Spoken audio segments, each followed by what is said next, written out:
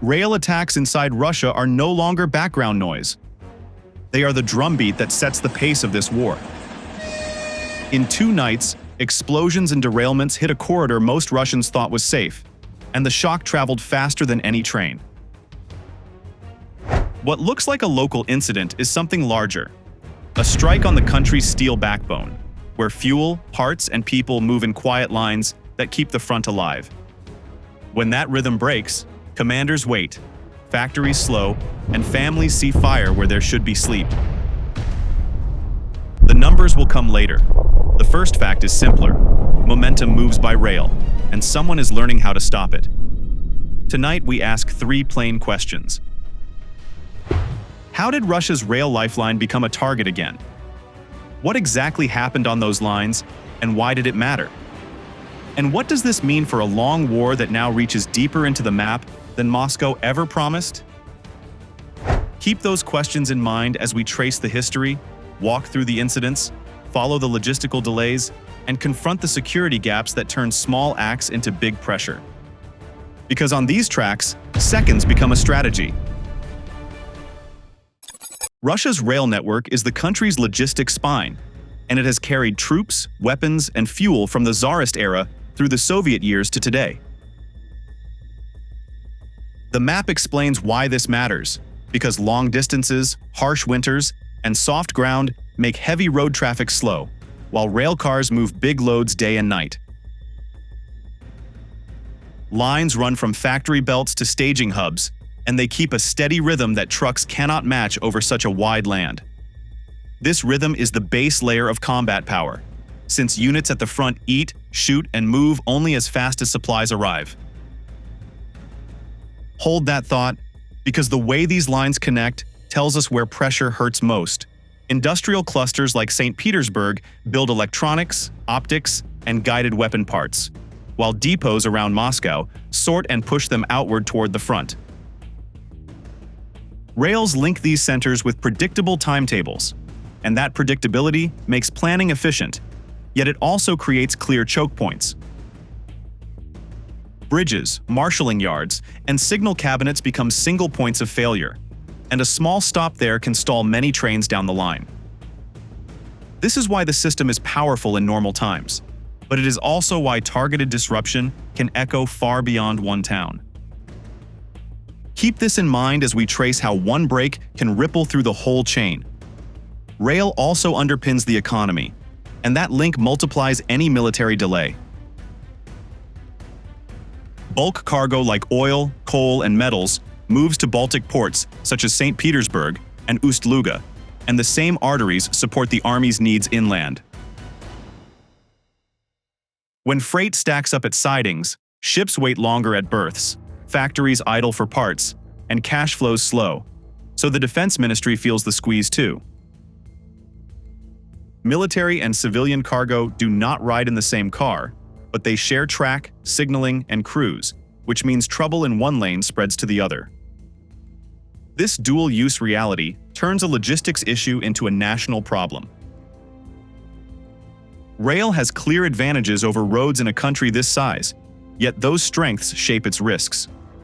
Steel wheels carry more weight with less fuel, and engines keep schedules in snow and mud, but fixed routes are easy to map and hard to hide. A convoy can detour on rural roads, though it pays a price in speed and security, while a train must pass the same bridge or junction every time.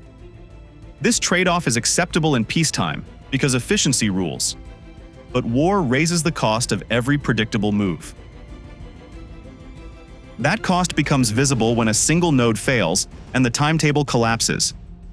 Commanders treat the network like a living system, because tempo depends on clean handoffs between factories, hubs, and frontline railheads. If rail holds, units receive fuel on schedule, artillery fires at planned rates, and rotations stay regular. But if rail slips, the front feels it within days. Even a modest delay can change target lists, because scarce trucks must cover gaps, and escorts must shift from combat to convoy duty. This is why rail security sits close to operations, not behind it, and why attacks on key segments draw instant attention. With the foundation set, the first shock came on the Oriole line, where an explosion turned a routine clearance into a fatal halt. The Oriole explosion struck the timetable itself because the device went off during a clearance drill and killed 3 Rosgvardia servicemen on the spot. Rail security teams treat disposal as routine, yet a live blast inside the safety cordon breaks procedures, and it breaks confidence as well. Dispatchers froze blocks while investigators swept the ballast, and that pause forced trains to stack its signals instead of flowing through. Freight that should have crossed before dawn waited for new routes, while passenger services faced rolling delays that spread down the line. Hold that image of a blocked clock, because every missed slot creates conflicts that echo through a whole district. The tactical lesson is simple, yet hard to fix, since the device placement showed planning and knowledge of patrol habits along the corridor. A trigger that defeats standard render-safe drills suggests rehearsal, and it suggests surveillance of response patterns by whoever planted it. Rail sabotage does not need a big charge when it hits the right node, because a controlled zone with technicians on site is already a choke point. A small blast at a signal hut, a joint, or a turnout can halt movements without dramatic wreckage, and that is the point of such design. Keep that in mind as we judge how a single detonation forced a cascade of reorders in dispatch. Operations data tell the rest, even when officials release only fragments, because the shape of traffic speaks on its own. When blocks remain closed for hours, sidings fill and crossovers carry more weight than they were built for, so time loss compounds fast. Authorities reported trains delayed or rerouted on short notice, and crews had to reset meet and pass plans to keep priority cargo moving. Each improvised path costs fuel, crews, and spare capacity, while scheduled maintenance gets pushed off the calendar, which adds fresh risk tomorrow. That is how a local pause becomes regional friction, even without a single rail torn out.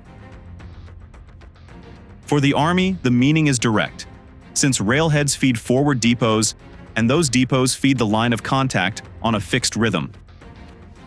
If a supply set misses its window, fuel trucks must cover more miles, and escorts must leave other duties, so protection is where it counts. Artillery plans assume deliveries by hour, not by hope, and delays force fire rates down or push missions right on the calendar. Commanders can buffer with stocks for a while, but buffers are finite, and replenishment still rides the same tracks that just went dark. This is why an incident far from the front can still bend a week of operations at the edge. The security picture also shifted, because the blast during disposal raised doubts about standard drills and the coverage of key segments. More guards will ride the lines, more cameras will watch bridges, and more engineers will harden cabinets, yet each measure ties down people and money. Shifting manpower from combat roles to rear area patrols solves one problem and creates another, as fewer units remain free for offensive tasks. Meanwhile, public attention inside Russia grows when images of cordons and halted trains spread online, and perception gaps turn into pressure on leaders. With those pressures building, the following night in Leningrad, Oblast showed how a second strike can turn strain into visible disruption. The Leningrad derailment broke the supply rhythm in one loud moment, because a locomotive tipped and 15 tank cars left the rails beside a wooded stretch outside Stroganovo-Mashinskaya. Fire rolled up from the trackbed, and the glow carried across fields while crews rushed to isolate valves and pull back wagons that had not burned. Officials in Russia said the cars were empty, yet Ukrainian sources claimed they held fuel, so the truth sits with satellite imagery and heat data that can read burn intensity.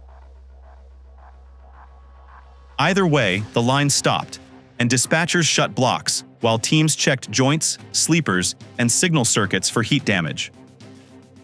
Hold on to that picture, because supply chains feel time more than distance. Firefighters worked sector by sector, while maintenance crews built a temporary earth berm, and foam lines ran until the flame front fell under control. Investigators then measured wheel marks, checked couplers, and logged GPS points to certify the right-of-way, and only then could a pilot engine test the track. One wreck pulls cranes, pumps, and patrols from other jobs, so repair windows elsewhere shrink, and that shift tightens the schedule beyond a single district. Think of it as a moving jam that keeps moving after the smoke fades. The debate over cargo contents matters for risk analysis, because loaded tankers change heat signatures, runoff, and residue, and those factors drive cleanup time and safety limits. Thermal data from night passes can show whether flame temperature matched fuel oil or lighter distillates, and plume height can be read against local wind to estimate burn rate. If the cars were dry, then the bright rise came from trapped lubricants, brake dust, and paint. Yet if they were full, then the burn profile should show a longer, hotter core. Either scenario still points to a blocked corridor and a priority work order that pushed other maintenance to the back of the line.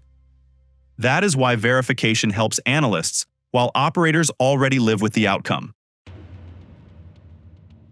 Operational fallout arrives in layers, because a closed segment forces long detours through weaker spurs, and weaker spurs cannot carry the same load. Marshalling yards fill when through traffic stops, and meet and pass plans collapse when crews time out, so dispatchers start sacrificing low-priority trains to save key cargo. Ports feel the slip when export rakes do not show, and factories feel it when inbound metals or chemicals miss their window, which means the military feels it soon after. A derailment near Leningrad does not sit in a box. It spreads into port lineups, truck hire rates, and fuel draws at forward depots that expected rail resupply. In short, a hot mile on one night changes a week of movements. Security questions follow the smoke, because the site sits on a corridor with bridges, culverts, and cabinets that have been flagged as soft points in past audits. If the cause was sabotage, then placement near a junction or a weak ballast patch would fit a pattern that aims for maximum pause with minimum charge. If the cause was mechanical, then it still serves the same pressure goal, since predictable routes let small faults grow into system stress.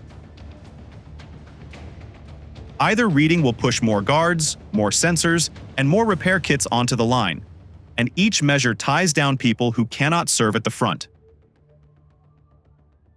With the corridor strained and crews spread thin, the wider network begins to absorb delays that stack into the logistics picture to come. 2 incidents in 2 nights forced dispatchers to reroute trains or hold them in place, and the slowdown shows up in the way traffic stacks even without proof of a total shutdown. A closed block creates queues at signals, yards hit their limits, and crews time out before they can clear the jam, so planners start cutting lower priority runs to save the most important cargo. This is the point where a local break turns into a network problem that refuses to stay local. Port schedules feel the hit fast because export rakes do not appear at the right hour, and berth plans depend on those rakes. When a train misses its slot, a ship waits longer at anchor or at the quay, and waiting time becomes money as demurrage charges start to build. Storage tanks near the terminals fill or run low at the wrong moment, and terminal operators shuffle hoses and crews to chase a moving target. Utilities that supply steam or power to heavy plants adjust load plans on short notice, and that adds cost to the final product and risk to future orders. Rail crews then face new priorities from corporate clients who push for guaranteed slots, which compresses the timetable even more. From there, the squeeze moves from industry ledgers back into military planning. Forward logistics feel the ripple in very practical ways, because fuel, propellant, and spare parts need a steady drumbeat, not a surprise sprint. If a resupply set misses the window, truck columns must cover the distance, and escorts must shift from combat tasks to convoy duty, which weakens protection elsewhere. Artillery plans scale to deliveries, So a pause in rail service means a lower fire rate or a change in target timing, and that shifts pressure on the line of contact. Air defense units depend on fresh components and generator parts, and a late crate becomes a silent gap in coverage rather than a headline. These are the quiet losses that add up while headlines focus on flames. Numbers will confirm the scope, but the pattern is already clear. Closed segments force longer paths. Longer paths reduce capacity, and reduced capacity raises cost and risk. Dispatch can smooth some of the bumps by building rolling meets and giving priority to fuel and heavy loads, yet that choice leaves other trains behind. Crew shortages, track limits, and tighter safety checks all slow the recovery curve, and each hour lost now is an hour borrowed from tomorrow's plan. This is why 2 shocks in one corridor matter, because recovery from the first event collides with repairs from the second. With the network under strain and choices getting harder, attention shifts to how security gaps and asymmetric tactics turn small acts into lasting pressure. Rail attacks expose soft spots in the backbone because bridges, culverts, and relay cabinets need guards, cameras, and engineers who were meant for the front.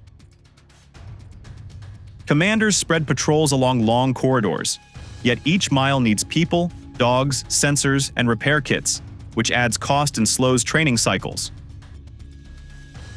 Convoys then lose escorts to rear area duty, and artillery crews wait for parts that are now under guard instead of in transit. This is a real opportunity cost, and it shows why a few small strikes can drain a large army over time, which leads straight into the public mood. The home front myth cracks when flames light the sky near suburbs, because fear travels faster than any repair train.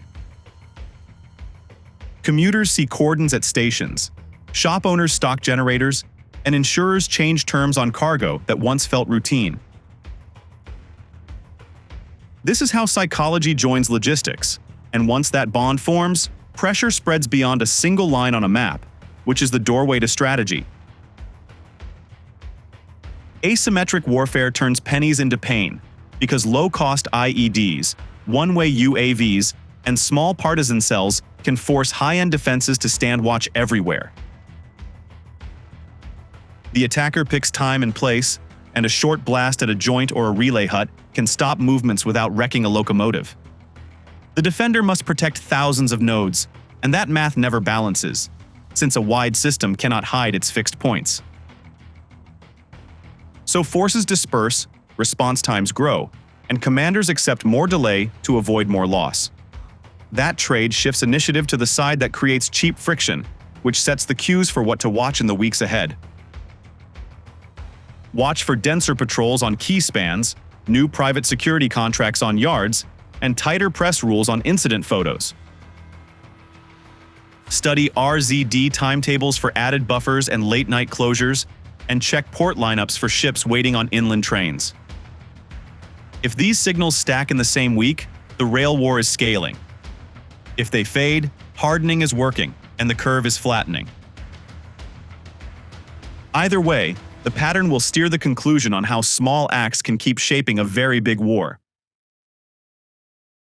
Logistics set the tempo of this war, because a steady rail rhythm feeds units, fixes gear, and keeps plans on time. When trains move on schedule, commanders hold pressure and factories keep pace. Yet when rail falters, choices shrink and risk grows. Russia now faces a hard trade: guard thousands of nodes along long corridors, or keep more combat power at the edge. Either path costs money, people, and time. Sabotage cycles turn minutes into leverage, since a brief pause at one node can force detours, drain escorts, and slow fire plans down the line. This is how small actions shape big outcomes, and it is why attention must stay on signals, bridges, and marshalling yards where a single failure can echo for a week. Watch the indicators that speak before statements: longer closures on key blocks, tighter buffers in timetables, and rising demurrage at Baltic piers. track patrol density, repair tenders, and overnight speed limits, because those moves reveal where stress sits and where the next pause could land. The side that protects its timetable will set the pace into the next season, while the side that chases delays will pay more for fewer options. For sharp, field-tested analysis on weapons, strategy, and logistics at war, subscribe to Military Force and stay ahead of the curve.